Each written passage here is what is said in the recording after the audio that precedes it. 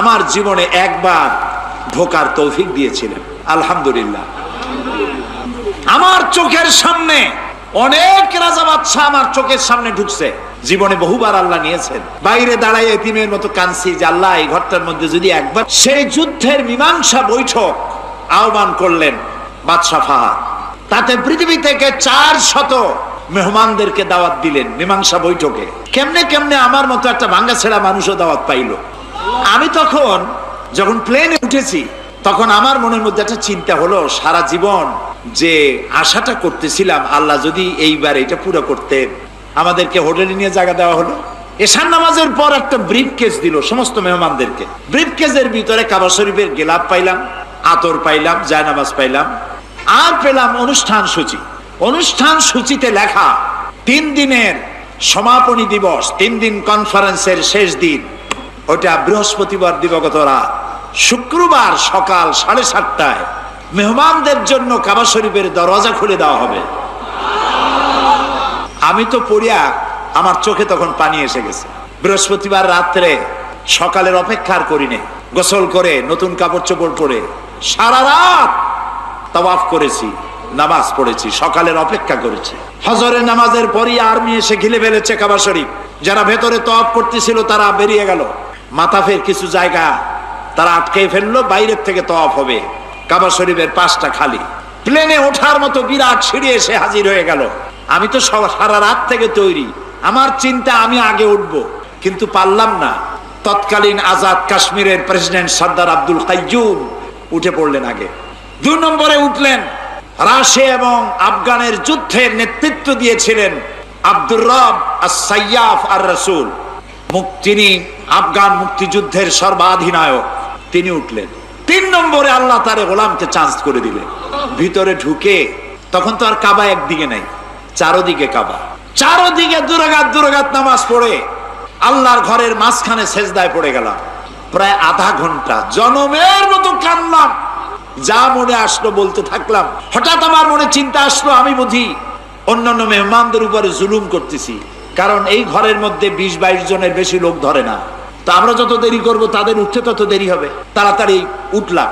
আমি দাঁড়িয়ে দেখি আমার পাশে দাঁড়ানো রাজশাহী বিশ্ববিদ্যালয়ের প্রাক্তন ভাইস চ্যান্সেলর মরহুম ডক্টর এম এ বারী, বুড়া মানুষ, সাদা দাড়ি, চোখ দিয়া বদনার নালের মতো পানি পড়ছে, দাড়ি ভিজে ভিজে পড়ছে। আমাকে আঙ্গুল দিয়ে দেখালেন কাবার দরজার দিকে। আমার চোখ গিয়ে পড়লো কাবার দরজার উপরে, যেখানে উনি আঙ্গুল দিয়ে দেখালেন সেখানে লেখা আছে ওয়াকালা রাব্বুকুম উদউনি আস্তাজিব লাকুম, তোমার রব তোমাকে বলছে আমারে ডাকো, আমি ডাকের সাড়া দেব। আমি আবারও কাঁদলাম, আল্লাহ আমার কাম আমি করছি, এবার জবাব দেওয়ার মালিক তো তুমি। আল্লাহুম্মা লা তারুদ্দানা খাইবিন। ওর নিচেই দেখি লেখা সূরা কুরাইশ, ফালিয়াবুদু, পুরা সূরা লেখা ফালিয়াবুদু রাব্ব হাযাল বাইত। আমার কাছে মনে হলো যেন আল্লাহ তাআলা কুরাইশদের হাত ধরে বলতেছেন, বেটারা ক্ষুধার সময় যদি খাবার চাও আর ভীতির সময় যদি নিরাপত্তা চাও, ফালিয়াবুদু রাব্ব হাযাল বাইত, এই ঘরের মালিকের ইবাদত কর। উসিরতু বিল মুতাকাব্বিরিন ওয়াল মুতাজাব্বিরিন। আল্লাহ আমার ভিতরে স্বৈরাচারী, স্বেচ্ছাচারী, অহংকারী, দাগাবাজ, ধোঁকাবাজ, জুলুমবাজ কেন? আল্লাহ আমার ভিতরে স্বৈরাচারী, স্বেচ্ছাচারী, অহংকারী, বদমেজাজি, জুলুমবাজ, ধোঁকাবাজ, দাগাবাজ কেন? যারা মানুষের প্রতি জুলুম নির্যাতন চালিয়েছে, যারা মানুষের জোর করে জমি দখল করেছে, যারা মানুষ জোর করে মানুষকে জেল হাজতে দিয়েছে, এইসব দাগাবাজ, জুলুমবাজ আমার ভিতরে কেন? এটা অভিযোগ করবে জাহান্নাম। দেখি এবার আল্লাহ কি বলেন। আল্লাহ বলবেন, জাহান্নাম ইন্নাম আনতি গাজাবি, ও জাহান্নাম তুমি আমার রাগ, ও জাহান্নাম তুমি আমার গজব, ও জাহান্নাম তুমি আমার ক্রোধ, ও জাহান্নাম তুমি আমার রাগ। ওয়াদেবে সমিনী বাদী, তোমাকে দিয়ে আমি শাস্তি দিব আমার বান্দার যাকে ইচ্ছে, তোমাকে দিয়ে শাস্তি দিব আমার বান্দার যাকে ইচ্ছে, আমি যাকে ইচ্ছা করব তাকে শাস্তি দিব তোমাকে দিয়ে। এই জন্য তোমার ভিতরে স্বৈরাচারী, স্বেচ্ছাচারী, অহংকারী, বদমেজাজি, জুলুমবাজার আছে। রাসূল সাল্লাল্লাহু আলাইহি ওয়াসাল্লাম বলেন, জাহান্নাম কথা বলতে পারে, জাহান্নাম বিচারের মাঠে মানুষকে তার নিজের দিকে ডাকবে। জাহান্নামের খড়ি হচ্ছে মানুষ ও পাথর। মহান আল্লাহ বলেন ওয়াকুদুহান নাস ওয়াল হিজার, জাহান্নামের খড়ি হচ্ছে মানুষ ও পাথর। জাহান্নামে কয়লা থাকবে না, জাহান্নামে কোনো কাঠ খড়ি থাকবে না। আব্দুর রাজ্জাক সাহেব মানুষ না হয় পাপ করেছে, জাহান্নামে যাবে, পাথর কি করলো? মাটি ও পাথর দিয়ে যা দিয়ে মূর্তি বানানো হয়েছে সব মূর্তিগুলিকে জাহান্নামে দেওয়া হবে। দুইটা কারণ, এক, এইগুলি দিয়ে জাহান্নামের আগুন বেশি উত্তেজিত হবে এই জন্য। দুই, মানুষকে বোকা বানানো হবে। দেখ দেখ দেখ, তোকে তো জাহান্নাম দিয়েছি, তোর নেতাকেও দিয়েছি, দেখ দেখি। সবকে বোকা বানানো হবে আপনার চোখের সামনে। আপনার নেতাকে, আপনাকে, সবকে জাহান্নামে দিয়ে দেওয়া হবে। ঠেকায়েন দেখি তখন। জাহান্নামীদেরকে বেঁধে জাহান্নামে নিয়ে যাওয়া হবে। আল্লাহ বলছেন খুজুহ ফাগুল্লুহ সুমাল জাহিম সাল্লুহ, এদের ধরো, এদের শিকল বন্দি করো, এদের হাত বেঁধে জাহান্নামে নিয়ে যাও। হাত বেঁধে জাহান্নামে নিয়ে যাওয়া হবে কেন? অপমান করার জন্য। রংপুর গাইবান্ধা পলাশবাড়ির মুজিবুর বিএসসি বলেছিলেন, আমি জেলে এমনিতেই যাব, আমার হাতে হাত কড়া দেওয়া লাগবে না। পৃথিবীর মানুষ দেখবে, দেশের মানুষ দেখবে মুজিবুর বিএসসির হাতে হাত কড়া দেওয়া আছে, এটা আমি চাই না, চলেন আমি এমনিতেই যাচ্ছি। ইন্দিরা গান্ধীর হাত পিছন দিকে বাঁধা থাকবে, কেউ খুলতে পারবে না। ফেরাউনের হাত পিছন দিকে বাঁধা থাকবে, কেউ খুলতে পারবে না। আরেকটা জিনিস, মানুষের শেষ চেষ্টা বাঁচার হলো হাত দিয়ে।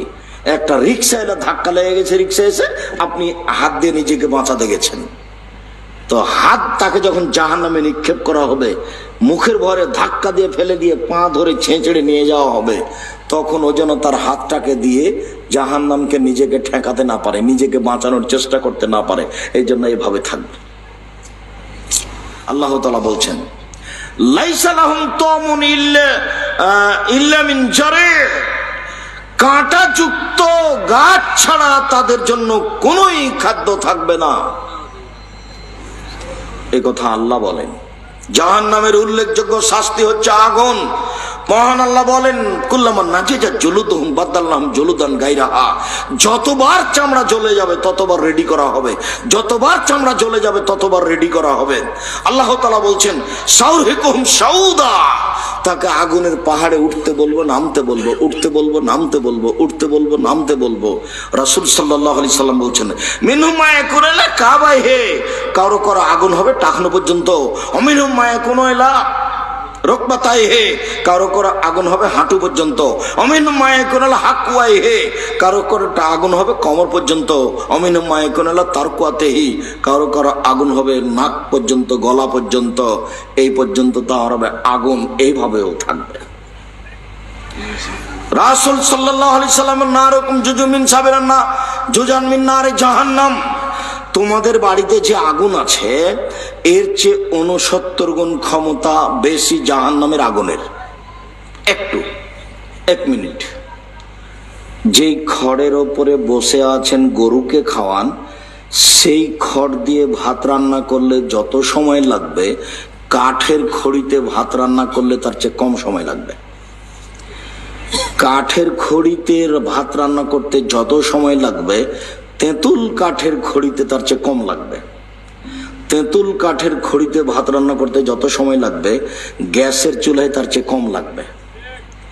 আর তেলের চুলায় সবচেয়ে বেশি লাগবে, সবার চেয়ে বেশি চলে যাবে। তাহলে আপনার বাড়িতেই আগুনের ক্ষমতার কমবেশ আছে, তা আপনি নিজেই বুঝেন। অতএব দুনিয়াবি আগুন হলো কাঠ দিয়ে বানানো, আর জাহান্নামের আগুন হলো মানুষ ও পাথর দিয়ে বানানো। কাজে পদার্থই ভিন্ন, এর চেয়ে 69 গুণ বেশি সে আগুনের। মানুষকে জ্বালানো হবে আগুন দিয়ে, এটা কি স্বাভাবিক মনে করছেন? জাহান্নামের উল্লেখযোগ্য শাস্তি হচ্ছে হাতুড়। কবরের হাতুড়ের নাম হলো মিত্রাক, যেটা কাঠ মিস্ত্রি ব্যবহার করে। আর জাহান্নামের হাতুড়ের নাম মাকামে, যেটা হাম্বল, যেটা চাঁপাইনবাবগঞ্জের কাঠ মিস্ত্রিরা ওই কাঠের গাড়ির চাকা বানানোর সময়তে বাহির থেকে একটা কাঠ ঢোকাতো, সেটা হাম্বল দিয়ে পিঠে ঢোকাতো। তো জাহান্নামের হাতুড়ের নাম হাম্বল মাকামে, আর কবরের হাতুড়ের নাম মিত্রাক, যেটা কাঠ মিস্ত্রি ব্যবহার করে। জাহান্নামে সাপ থাকবে উটের সমান, একবার দংশন করলে 40 বছর ব্যথা থাকবে। জাহান্নামে বিচ্ছু থাকবে গাধার সমান, একবার দংশন করলে 40 বছর ব্যথা থাকবে। মর্মে সম্মানিত দিনী ভাই বোন, জাহান্নাম ভয়াবহ জায়গা। আপনি মনে করিয়েন না যে আমার জমি ও দখল করে নিয়েছে, সে অনেক কিছু করে নিয়েছে, সে অনেক কিছু করেনি। অনেকদিন আগে কুসুমবার ওই মসজিদের মালিক ছিল মানুষ, এখন আর নাই। তারপর কিছুদিন পশু প্রাণী, তারপর এখন আবার মানুষ। এসব জমি আর একদিন মালিক ছিল না, তার আগে একদিন মালিক ছিল, এখন আছে, আবার কিছুদিন পরে থাকবে না, কেউ থাকবে না। দলিল আদিলা সব কোথায় হারিয়ে যাবে, কোর্ট কাচারি সব হারিয়ে যাবে। 100 বছর আগের কোনো দলিল নাই, তাহলে কি 100 বছর আগে 200 বছর আগে জমি মানুষের ছিল না? ছিল তো। এখন যারা আছে 200 বছর পরে এদের আর থাকবে না, কেউ বুঝে না। আল্লাহ বললেন যে ফানকুহু মাতা বালাকুম মিনান নিসায়ে, পুরুষ মানুষ মহিলাদের যাকে ভালো লাগে বিবাহ করো। তখন পুরুষ খুব খুশি হয়ে গেল, তাহলে দেখে দেখে যেটা সুন্দরী সেটা বিবাহ করব। তখন দেখতে গিয়ে ঘুরতে ঘুরতে ঘুরতে ঘুরতে সুন্দরীটা বাদ দিয়ে এখানে এসে বলছে, আম্মা এই মেয়েটাই ভালো। কেন বাবা? আগেরটা তো দেখতে সুন্দরী।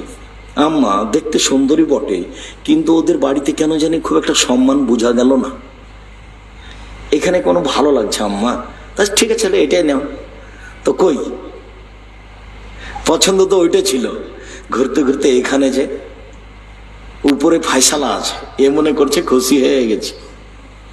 ফায়সালা উপরে আছে, এ মনে করছে খুশি হয়ে গেছে। জোর করে জুলুম করে 2 দিন বাঁচার প্রয়োজন নাই, ফেরাউন ডুবে গেছে। ফেরাউন ডুবে গেছে, বেশি দিন বাঁচার আশা নেই। আমি তো সেদিন দেখলাম এই যে অ্যাডভোকেট মফিজউদ্দিনকে, ওই যে রাস্তার ওই পারে, কত জমির মালিক, এখন বেটি তো পাগলি, কি করবে নর্ফ সম্বন্ধে? ওইও চলে গেছে, জমিও চলে গেছে, কিছু না। ওগুলো এখন জমির মালিক কে সে নিজেও জানে না, বেটিও জানে না। এইরকমই পৃথিবী। এক অপমান, 2 এ দিয়ে যেন নিজেকে বাঁচাতে না পারে, বাঁচানোর জন্য চেষ্টা করতে না পারে, নাহলে বিচারের মাঠে তো পালাতে পারবে না। সে হাত বাঁধার কি প্রশ্নই আসে না, হাত বাঁধতে হবে কেন? সম্মানিত দিনী ভাই বোন, জাহান্নামের উল্লেখযোগ্য শাস্তি হচ্ছে জাক্কুম গাছ। মহান আল্লাহ বলেন, ইন্না শাজারাতাজ জাক্কুম তা'মুল আসিম, নিশ্চয় জাক্কুম গাছ অপরাধীদের খাদ্য।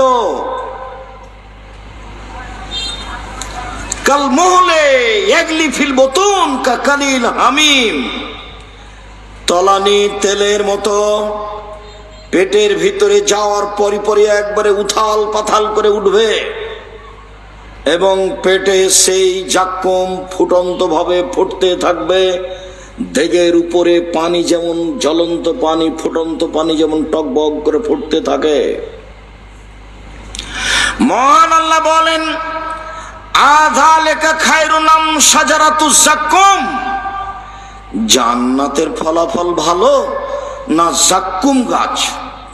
ইন্না জালনাহা ফিতনাতাল লিয-যালিমিন, নিশ্চয় জাক্কুম গাছ আমি অপরাধীদের জন্য পরীক্ষামূলক করেছি। ওয়াইন্নাহা তাখরুজু মিন আসলিল জাহিম, নিশ্চয় জাক্কুম গাছ পানির ভিতর থেকে গজিয়ে উঠে। জি, আগুনের ভিতর থেকে গজিয়ে উঠে, পানি নয়, আগুনের ভিতর থেকে গজিয়ে উঠে। আগুনের ভিতরে গাছ গজায়, অবাক কথা। পানির ভিতরে গজায়। দেখেন নদীর পাশে গিয়ে দেখেন, শ্যাওলা একবারে নিচে থেকে জন্ম নিয়ে উপরে উঠে আছে পানির উপরে, দেখেননি? 5 হাত 7 হাত পানি, একবারে নিচে থেকে গজিয়ে বড় হয়ে উপরে এসে আছে। তো পানির নিচে ঘাস গজাতে পারে, জাহান্নামে আগুনের ভিতরেও গাছ গজাতে পারে, বড় হয়। রাসূল সাল্লাল্লাহু আলাইহি সাল্লাম বলছেন, তালহা কানহরসু শায়াতিন, জাক্কুম গাছের ফল হলো শয়তানের মাথার মতো, জাক্কুম গাছের ফল হলো শয়তানের মাথার মতো। তখন বিদ্বানগণ বলছেন, আচ্ছা আমরা তো শয়তানের মাথায় দেখিনি, তো আল্লাহ যে বললেন জাক্কুম গাছের ফল হলো শয়তানের মাথার মতো, তা আমরা কি বুঝলাম? আমরা তো শয়তানকে দেখিনি, শয়তানের মাথা কেমন তা জানি না। আল্লাহ যে বললেন জাকুম গাছের ফল হলো শয়তানের মাথার মতো, তো আমরা কি বুঝলাম? তখন সব বিদ্বানগণ বলেছেন এর মানে হলো খারাপ, এর মানে হলো খারাপ, এর মানে হলো খারাপ। আবুল আলা মওদুদী রাহিমাহুল্লাহ বলেন, আরে শোনো শোনো শোনো, মানুষ যেমন রূপক কথা বলেও বুঝে, আল্লাহ তেমন রূপক কথা বলেন ও বুঝেন। মানুষ যেমন রূপক কথা বলেও বুঝে, আল্লাহ তেমন রূপক কথা বলেন। মানুষ কিভাবে বলে? মানুষ বলে লোকটা এত ভালো, লোকটা এত ভালো, মনে হচ্ছে যেন ফেরেশতা। তো মানুষ কি ফেরেশতাকে দেখেছে? তবু বলেও বুঝে। মানুষ বলে মেয়েটা এত সুন্দরী, মেয়েটা এত সুন্দরী, মনে হচ্ছে যেন পরী। কেউ পরীকে দেখেছে? তবু বলেও বুঝে। মানুষে বলে মেয়েটা এত কুৎসিত, মেয়েটা এত কুৎসিত, মনে হচ্ছে যেন পেতনি। তো কেউ কি দেখেছে পেতনিকে? তবু মানুষ বলে এবং বুঝে। তা আল্লাহ এরকমই বলেছেন, এ কথা আবুল আলা মওদুদী রাহিমাহুল্লাহ বলেন। সারা পৃথিবীর বিদ্বান বলেছেন না, এর অর্থ হলো খারাপ, এর অর্থ হলো খারাপ। শয়তানের মাথা মানে জাক্কুম গাছ খারাপ। মানুষ যখন একে ক্ষুধার তাড়নায় মুখে দিবে, তখন গলায় বেঁধে যাবে, আর ভিতরে যাবে না, বাইরেও আসবে না। আমরা তো চাঁপাইনবাবগঞ্জের মানুষ, নদীর ধারে আপনার বাড়ির পাশে কিছু গাছ তৈরি হয়, গাছটা বড় হলে ফল ধরে, বেগুনের ফলের মতো, বেগুনের বীজের মতো তার ভিতরে বীজ থাকে, ফলটা ছোট ছোট, পেকে গেলে লাল হয়, গাছটা মরে গেলে শুধু কাঁটা দেখা যায়। এইরকমই হলো জাক্কুম গাছ। আমরা চাঁপাইনবাবগঞ্জের ভাষাতে ওকে গুঠে বেগুনের গাছ বলি। শুধু কাঁটা দেখা যায়, এরকমই হলো জাক্কুম গাছ। কাঁটাযুক্ত গাছের নাম জাক্কুম গাছ।